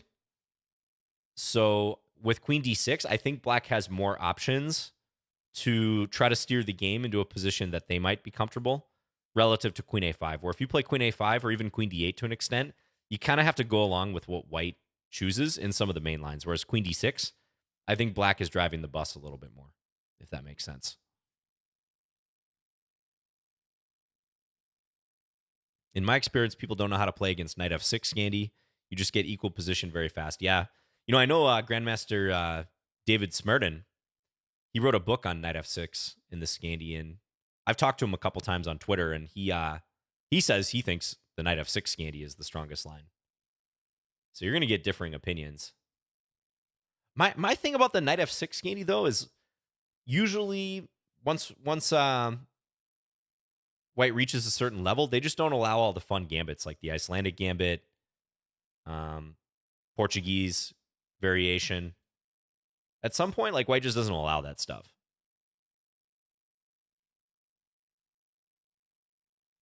All right. Thank you, Justin, for the game. Yeah, obviously time management was a big problem. E4, I think you're just a little overextended there. Funnily enough, there is a relatively new gambit with this, right? So this was a gambit found by, I want to say some of the Indian players like Pragnananda and maybe like Adiban. Yeah, you see like Prague's games here. He's played this against Aronian. Yeah, Adiban. Okay. Played this in 2021. All these games you can see are relatively recent. So it's a strange gambit. You can play b5 or c6. I don't really know how this goes. But I think the idea is this. If you play b5, you try to knock out this pawn and then like expand in the center and cramp them. And with c6, this is the really interesting one probably. You just allow this pawn to be captured, and then you play d5. You take over the center. And then h5. Look at this. Very modern stuff. Some games played from here, including a Dingler endgame against Aryan Tari. So it is possible to play this way, but I think you have to be pretty energetic in how you generate counterplay. Okay, thanks for the game. Circularity. Ooh, 2402. All right, all right. You are very consistent across time controls. Look at that. All right, circularity. Good luck to you. Let's play another conventional d4 game. Grunfeld. Okay, I'll take. I'll play the line that's in my d4 course on Chessable. That's a free course if you guys are interested in it. I have a d4 repertoire from White's perspective. Just advocating some simple to understand lines. I think it's actually ideal for players who are looking to get their foot into d4, but don't want to tackle like an absolute massive theory. Queen d7. This move looks awkward, but it takes away the pin and is actually like a pretty standard Grunfeld move. Black's going to stick the bishop over here at some point. I'm just going to defend the center and try to play fast. e5. Okay. Okay. Let's go here. I'm not greatly worried about losing this pawn. I think it would be extremely dangerous for black to take that pawn. So we're going to roll with it. Oh, yeah, my pleasure, Justin. Thanks for the game as well. Vladimir wants it to be called a platoon of pawns. Platoon of pawns. So since chess uses military terminology, that might be a good idea.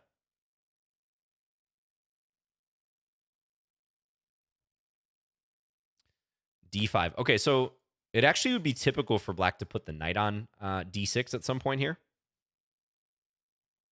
I'm gonna shift my focus to the king side, most likely, because the center is getting locked up. I've got a nice pawn here, but black has it blockaded pretty effectively. F5. All right, this could get spicy, folks. Buckle up. Now, I think a principal move here would be F4 or take, and then F4. So I'm looking at both those. F4 immediately like really catches my eye. It feels correct to me, so I'm going to play it, like blow up the center. It's possible I will regret this move if black somehow like traps my bishop here. Like, I don't know, a take and then like this here. But I think along the way, I can make some pretty nice claims towards black's king. And watch out for my pawn play, like bulldozer in the center. Okay, take. Let's take here. Bishop there, okay. Now, it'd be nice to get an F5, but I'm not quite in a position to do that. I think I'm going to play Queen C2 here. Trying to go F5, renew this idea. Attempt to get black to take me so my knight can jump up. That's the play. Yeah, now here. That is the play. Pretty interesting. I mean, H6 now, maybe? Yup. And, I'm tempted to sack something, but I might not have to. Maybe I have a good position without sacrificing anything. Maybe just bishop E3. Excuse me. There is F6 as well, but I'm not quite feeling a sack yet. I think I'm just going to go here. Maybe send this knight up to H5.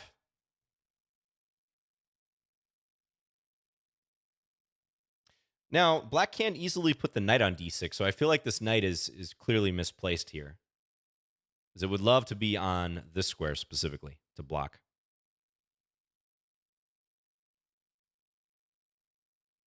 Now, I think this position is very good for me. Looks increasingly difficult for black to defend. Still looking at F6, like I'm just really drawn to this move, but it's not necessary. We'll go here.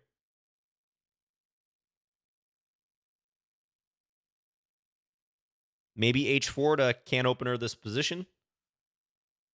We'll see how black addresses knight H5. Am I accepting non-rated challenges? Yes, you can challenge non-rated if you want. Casual. Casual or rated, up to you. Okay, so F6 yet again I'm looking at. If take, could I go here perhaps? Little in-between move. Queen's escaping though. I don't quite see a queen trap. It's close though. Let's just take. Now I gotta hustle.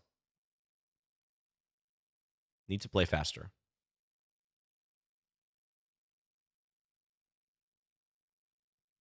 We're gunning for that black king. Absolutely. Rook G3, H4. That's the plan. Whoa. Whoa, whoa, whoa. Can't take. I would lose my queen. So we're not going to do that. We're opening up the king position.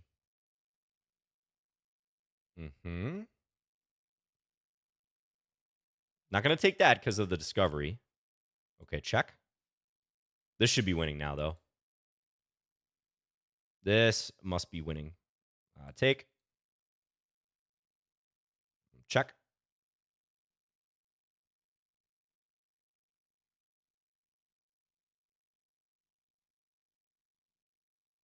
Rook H8 coming. There we go. All right. I almost ran out of time, but we got the job done. GG. Thanks for the game's circularity. Yeah, I think white had some momentum here. I am curious about this clash after F5. This feels like a key moment. Ooh, yeah, engine loves my position. F F4 is up there, but E takes F5 and D6 are apparently also good. D6 I wasn't really thinking about. Really interesting. So it really is pulling for this line. It does look sketchy for black. I think you probably opened the position a little fast. Like I would have played probably knight B7 here. Yeah, knight B7, try to stick the knight on D6. Because I'm fully developed at this point. Black just looked a little underdeveloped. That said, I don't think I played this perfectly. This position's +5, according to the engine. Wow. I mean, it does feel overwhelming if I execute this correctly, but I think I could have played this better. It was good enough, though. Yeah, I think it was fine. I had many good moves here. Bishop H6. Got the job done. All right, thanks for the game's circularity. Tough one, tough one. We're still going for another half hour, guys. Desaroo Gambit, good to see you. Familiar face. Okay. I haven't played a French yet today, so let's go E6. French defense. Ooh, but I feel like an exchange variation's coming. We're going to call an audible here, and we're going to switch to Sicilian. Open Sicilian. Maybe I'll play my con variation. Ooh, but white takes with the queen. Okay, knight C6. Are there different ways to play against an early C5, or are those forcing lines? An early C5. What do you mean? In which line? Let's go here. Putting some indirect pressure on the center.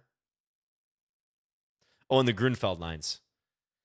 Yeah, you can try to discourage or prevent C5. Like there is a variation where you play a quick queen A4 check and then often pull the queen back to A3. So if you really wanted to try to prevent that, you could. You could do it.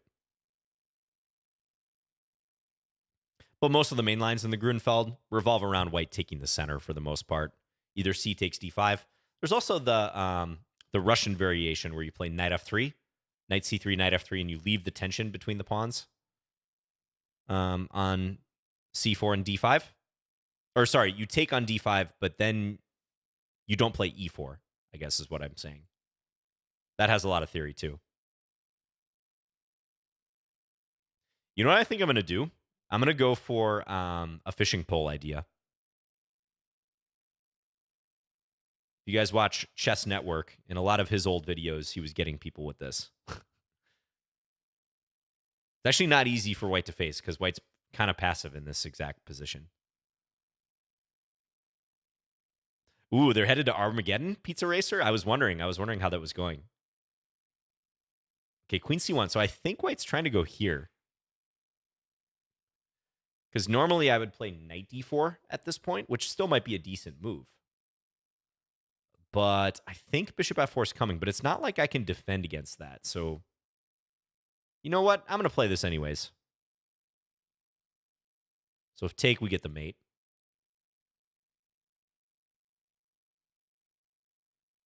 Jerry the OG. Yeah, that's right. He still streams on Lichess.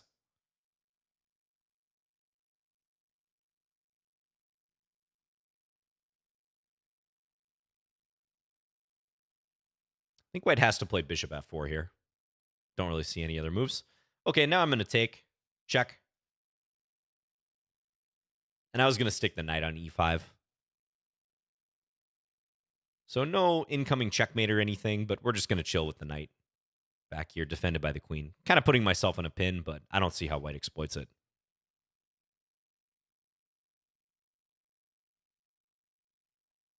Oh, you still follow Jerry?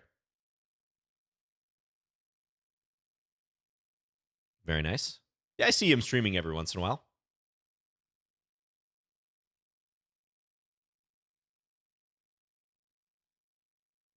Hello, Munchy Sushi, by the way.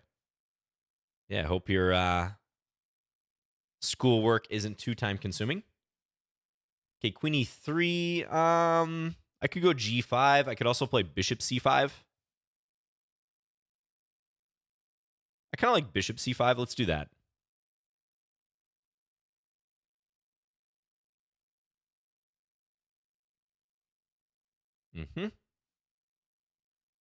We'll go here. I'm trying to initiate an attack. Bishop g3, I'll go h5. John, are you self-taught like Jerry? I would say to an extent, yes. Much of what I learned about the game was self-learning. Although I did have a coach for a little while when I was around age like 10 to 12 maybe, and even shortly thereafter at times. But yeah, largely self-taught. I used to check out books from the library. Revolutionary, I know. This looks very dangerous for white despite being up a pawn. I think quite a bit of heat coming at white's king here. Defensible, though. I think if white takes and plays king h1, this position's defensible. Now, though, I think white's going to pay the price. You had to take the knight there. Take. Let's go here. Get some pressure going here. I think my king can chill on e7. Don't see any issues with that. All right, thanks, Thesaru Gambit, for the game. So you dealt with this in an interesting way, like queen c1, bishop f4. Usually I see people going like g3 in this spot. Let's see what the engine likes. So on h3, I would have played h5. This is the fishing pole idea. Take, and try to get this knight to move so we can deliver mate here. As is often the case, though, the engine like doesn't buy any of this nonsense for black, and it says knight d5 here, hitting the queen and the bishop. It says this is really good, almost like a Smith-Morra Gambit style idea. It's interesting. Was bishop takes d3 bad instead of queen c7?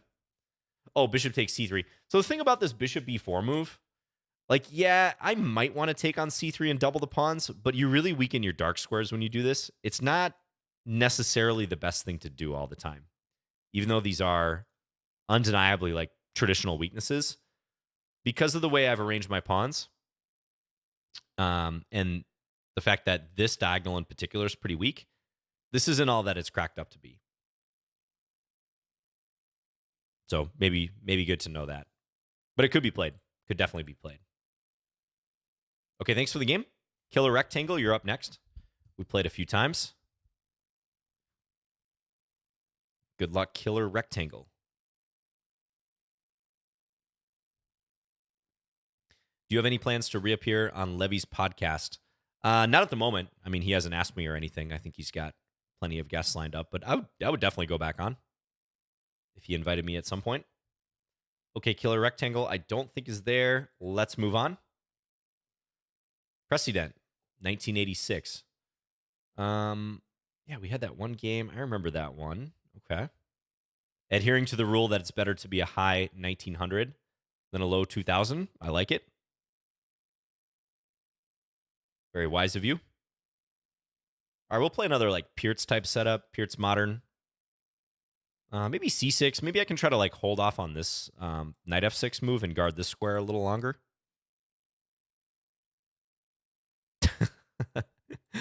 Don't think I got an invite to that one, Trip.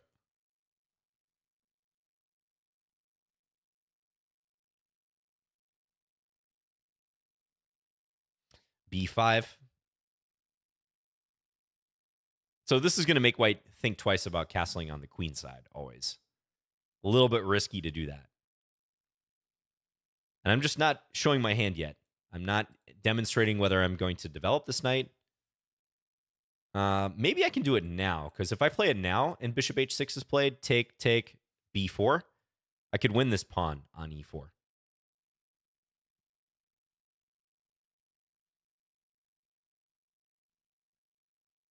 Oh, yeah, thanks to those of you who are watching late night. That's good to hear. Not YouTuber says it's 1:39 a.m. and they're still watching. Very good.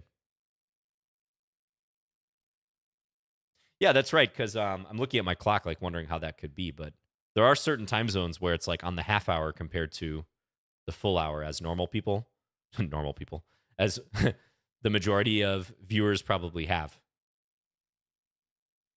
Who lives in a 30-minute time zone? Sorry, I'm like really confusing my words right now. We should call it that, though. Just start referring to time zones as time controls. A 30-minute increment time zone.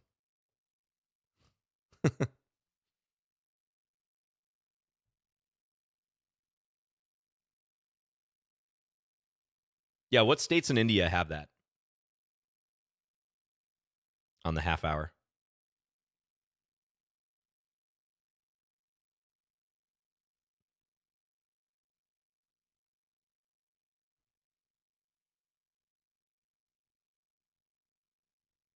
I'm playing knight g4 just to kind of block white's attack. Also still discourage the bishop from coming to h6.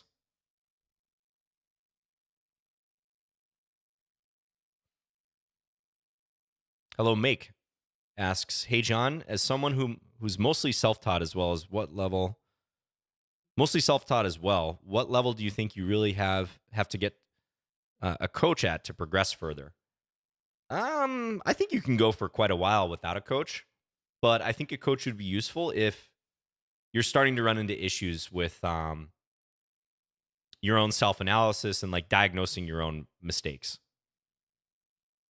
So it might be useful to book even just like a couple sessions with a coach who can give you some feedback.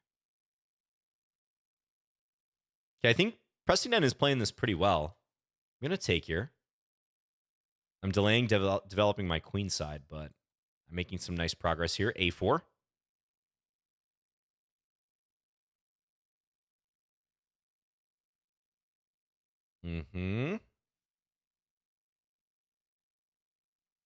So if I go here and try for b4, it loses this pawn. So I don't really want to do that. Maybe knight a6 seems reasonable.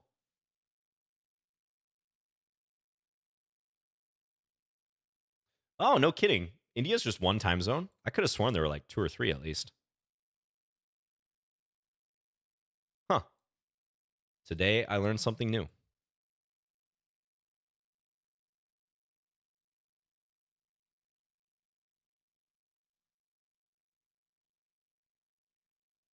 Let's go here.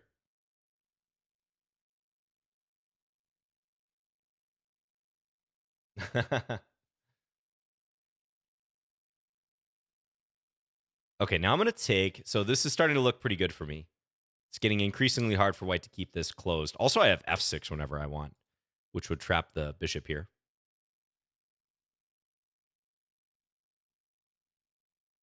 But I think I can proceed even without doing that, because now the white king is completely exposed. This is safe to do now. Even though I'm hanging e7, I'm attacking here. I think now probably play this move. Just throw the curveball at white while they're worried about their king.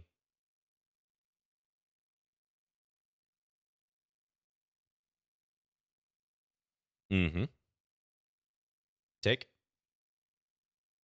Yeah, that was very difficult to defend for white. Because I felt like Precedent was... Thanks for the game, Precedent. I thought they were doing a good job of developing sensibly. Like, I can tell white has a thought-out strategy against the Pirts. Like, this is a pretty good arrangement. But maybe ran into a roadblock, like, right around here when I played knight g4. Pretty sure the engine's going to say you're better here. But, okay, not by much, though. e5. Play in the center. So maybe you missed a moment even earlier. Doesn't like castling queenside so much. Interesting. I know one thing I've seen before is like a preemptory knight e2 trying to come here, or maybe even here in some cases, before black plays b4. So perhaps that's worth considering. But not going to lie, these positions can be subtle. I mean, it doesn't look like black is conforming to basic principles here and has any right to be better, but the engine says actually black is more comfortable, slightly better. Even though I haven't developed any of my queenside pieces yet. I just have this pawn roller, and I'm putting a stop to white's kingside play for the most part. So thank you very much. Complicated game. Oh, Aryan, I see your challenge up there. Don't know if we'll get to it, but Noxy 1527, good luck to you. All right, I'll play knight f6. I'm going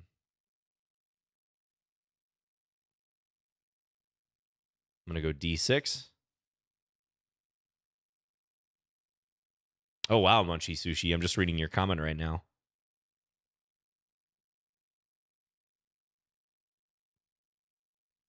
Yeah. Thanks again for watching, and glad that was helpful to you. Whoa, H4. Very early H4. I'm going to go knight BD7. So white is indicating their attacking intentions right from the jump here. Let's do this.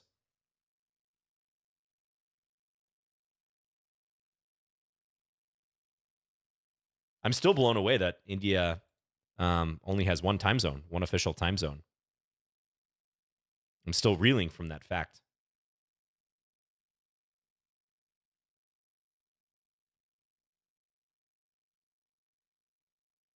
China as well, really, Dave Bees. Yeah, it's strange to think about geography and population, and that oftentimes like just the sheer like density of the Asian continent, it's like hard to fathom as someone who lives in like a relatively like sparsely densely populated place with lots of time zones.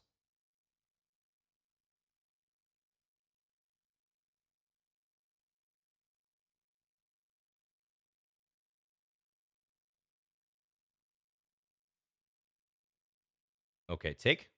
Should I try to win this pawn? I think I can. I think I can pull it off.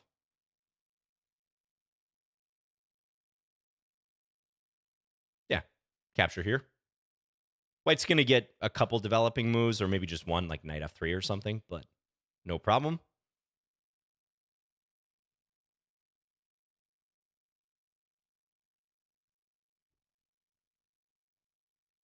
Hey, what's up, Andy Hab? Thank you for joining us. Thanks, everyone, for spending part of your Sunday with us here on Lichess Plays. We're down the home stretch. We got about 10, 15 minutes left. Probably have time for like maybe 2 more games after this, one of which will be the Blindfold game, which is your best chance to take me down, whoever gets that pairing in the Blindfold game.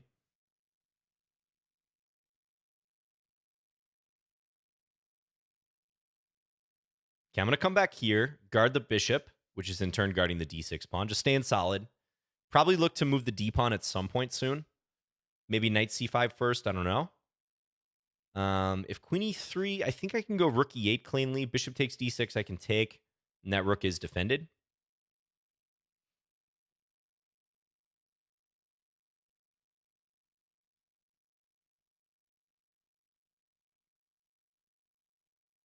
I might have a chance if you wear an actual blindfold. You know, funnily enough, I have seen some chess streamers do that because there's a voice input functionality. I don't know if it's like in beta mode or what you have to do. It might be like a plugin. But I have seen like Eric Rosen and Grandmaster Gari do that before, where they will have an actual blindfold on their stream and they're inputting their moves vocally. And the script will like read the opponent's move back to them or announce it.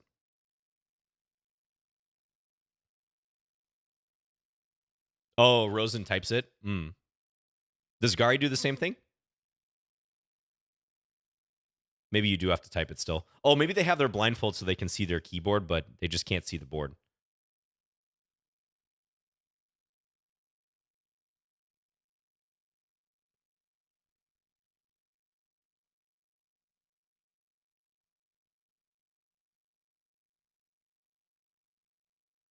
You can't type without looking. I mean, I could try it, but I wouldn't trust myself like in a game to put in the right move. I'd be a little nervous. Thank you, Noxie. Yeah, so you had obviously very little time at the end. I think this h4 this early is a little bit suspect. Like, I think if you're going to do that, like, it makes some sense against g6. Like, some of these top guys seem to be experimenting with that. But when I go d6 specifically, I'm sort of indicating that I might be playing more in the center. So you might not want to play h4 this early. But yeah, after queen b6, this already looks a little bit awkward for you to defend those pawns. Engine says knight d2, which ironically doesn't defend either pawn. But it says you have some compensation. I don't know. I think this position looks a little disjointed for you already. Thank you for the game. Okay, we'll get 2 more games in. Slava Tabaka, 1849. I'll play e4 in this one. The typos are part of the entertainment, right? Typos equate to mouse slips, basically. Munchie says, I saw a clip from Eric's channel, this game where his browser cut out for 5 seconds while he was in time trouble and was back up when he took off his blindfold, so he had no clue what happened.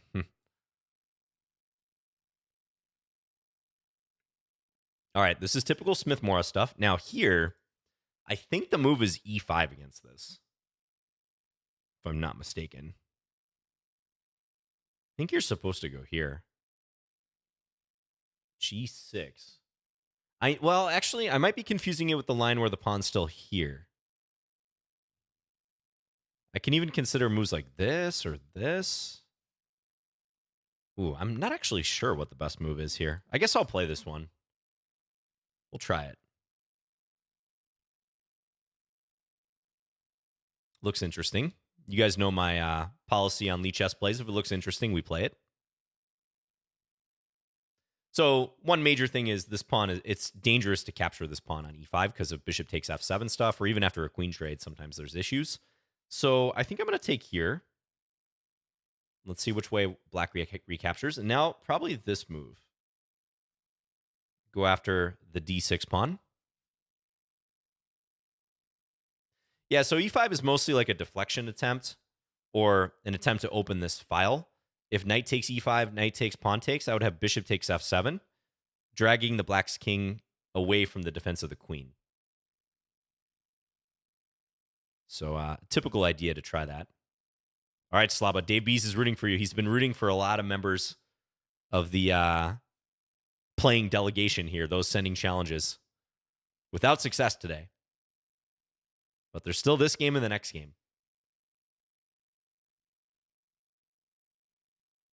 I will try that, Rochess. Yeah, I will try that. Okay, so black's going to let me take and then take f7. If black could castle here, they might be okay, but this is too much.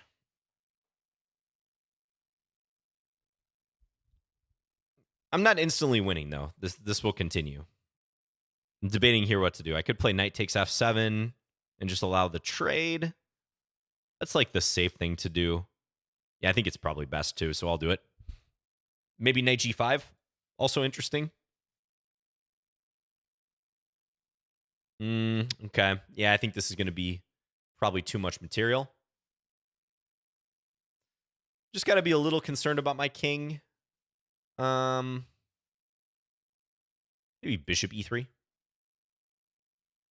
I'll give this pawn. I can go rook b1 against that, so shouldn't be too big a deal. But my king is somewhat exposed in the center. Oh, I have bishop h6. I didn't even look at that move. Maybe that was worth considering as well. Hello, Basid says, hi, John. Sorry I'm late for class. That's okay. You're right on time. You can still challenge. You're all good.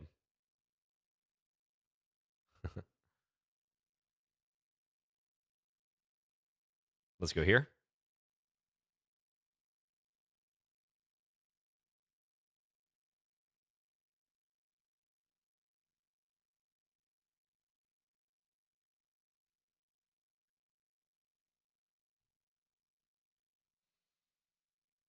All right, so I'm just trying to coordinate now. Rook e1 makes sense.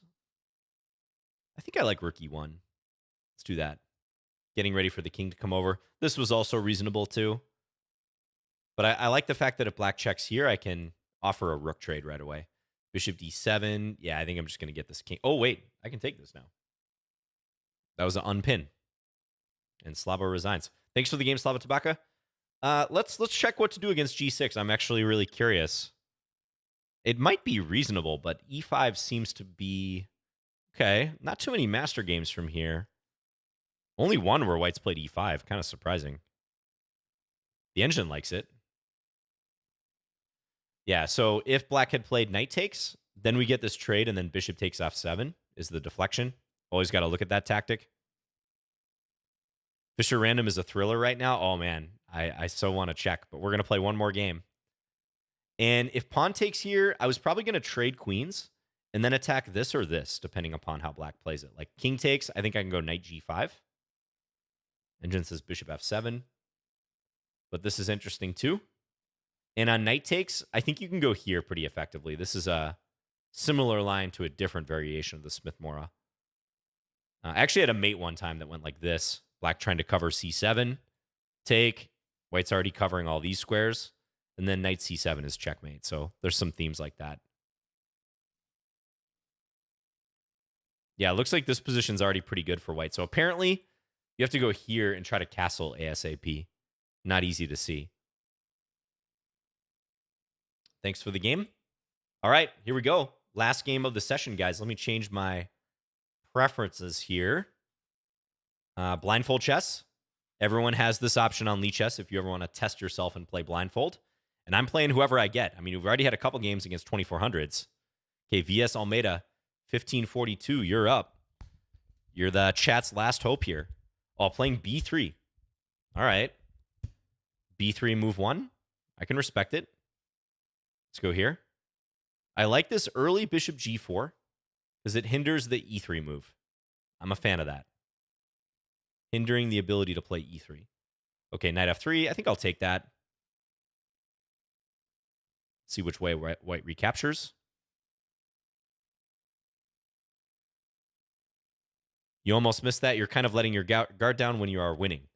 Probably to an extent. Yes, I've missed a couple things today tactically at times.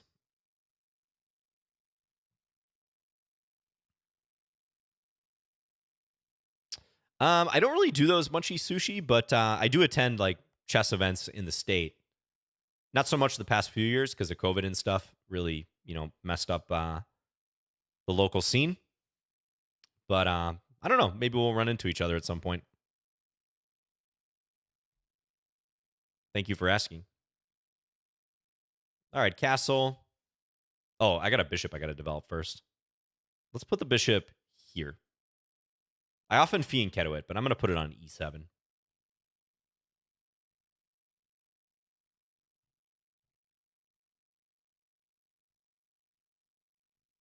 Oh, another question. If I'm getting together locally. I have been to Uptown Chess, yeah, in Minneapolis. I haven't been there in a while, Grant, but I have gone there in the past. Yeah, it's a pretty good group.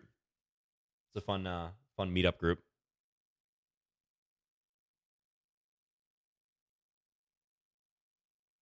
Okay, I think white's developing sensibly here.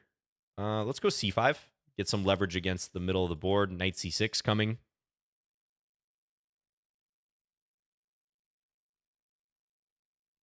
Yeah, when will Lichess get duck chess? Good question.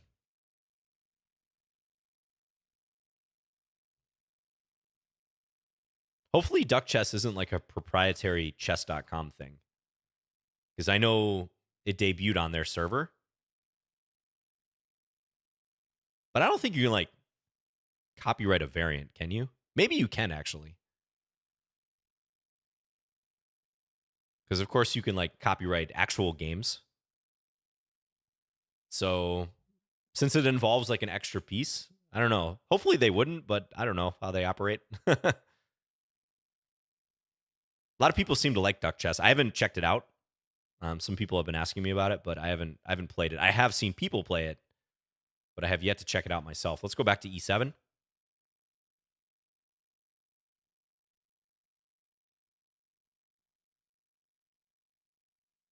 A5. Discourage b4. You can make a spin-off, brick chess, goose chess. Yeah, don't panic, breaking ant. It's the pieces are invisible for a reason. I'm playing a blindfold game. If you want to see the pieces, you can go and follow me on Lichess. This is just a tradition. Just for one game at the end of the stream, the very final game, I play blindfold. And white's putting up good resistance here. I mean, I don't think the position is straying much from equality here. This is pretty level.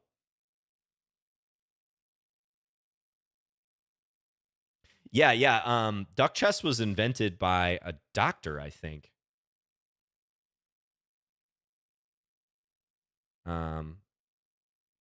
I don't know if like he agreed to let chess.com be the site where it gets rolled out, or if he like sold it to chess.com or what. I have no clue.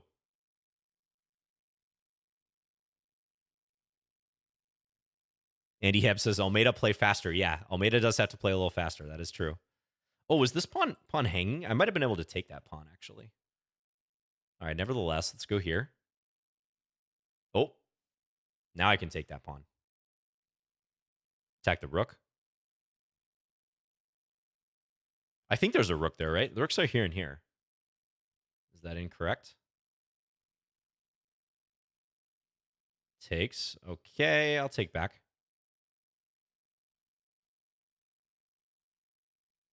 My king is getting a little open. Even if I were to lose the h7 pawn somehow, though, I think that's fine. Ooh, queen c2. Wait. Is there a rook hanging here? Or is it here? I actually can't remember now, because like white clearly didn't move it if it's there. I'm second guessing myself. I'm really second guessing. Okay, I'm going to pull this back. I'm not going to risk it. I don't know. I'm going for the flag at this point. Almeida just doesn't seem to know what to play in this position, so I think I'm justified. And I am up a pawn. Okay, bring this back. Knight e4 hits the bishop, hits the pawn. Okay, the bishop was there, so it goes to that square. Let's play f5. And then here. Now I can take this one, right? Oh, no, this is blocked. So the rook was actually there. He just moved it. All right, let's go here. Wait a minute. There's a pawn. Wow, I'm really... Okay, just play moves, John. Just play moves.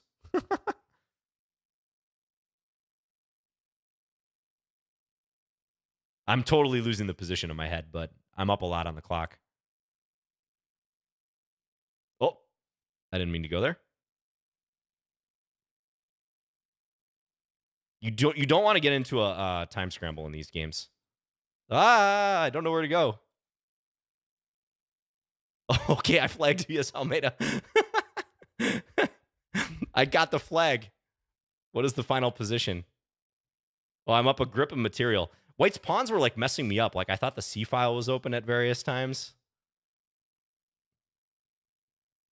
No, that wait a second.